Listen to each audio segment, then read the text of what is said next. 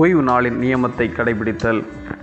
ஓய்வு நாளை மனமகிழ்ச்சியின் நாள் என்றும் கர்த்தருடைய பரிசுத்த நாளை மகிமையுள்ள நாள் என்றும் சொல்லி அதை மகிமையாக எண்ணுவாயானால்.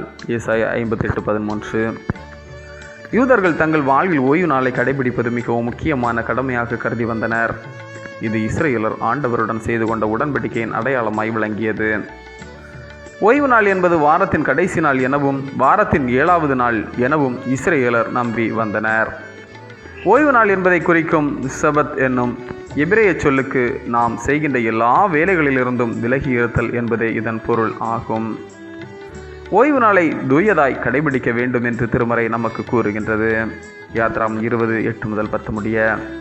திருச்சட்டத்தின் நிபந்தனைகளும் இறைவாக்கினரின் எச்சரிப்புகளும் உண்டாக்கிய அச்ச உணர்வினால் கிமு 2ஆம் நூற்றாண்டில் ஓய்வு நாள் ஆசரிப்பு பற்றிய விரிவான சட்டங்கள் ரபிகள் சங்கத்தால் இயற்றப்பட்டன.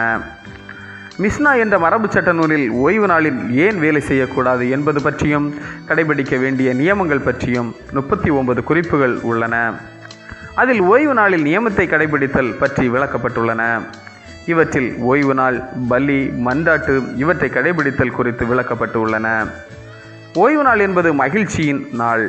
ஏசாயா 58:13. அது இயேசு உயிருடன் எழுப்பப்பட்ட நாள், ஓய்வு நாள்.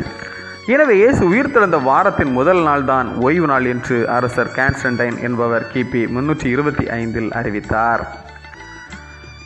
ஏசாயா 58:12-14 வரை உள்ள திருமறை பகுதியில் நோன்பிருத்தலும் ஓய்வு நாள் கடைபிடிப்பதற்கும் தேவையான புதிய அர்த்தம் கொடுக்கின்றார் ஏசாயா.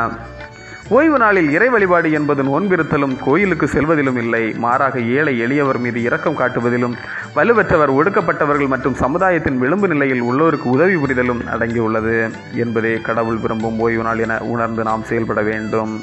ஜெபம்.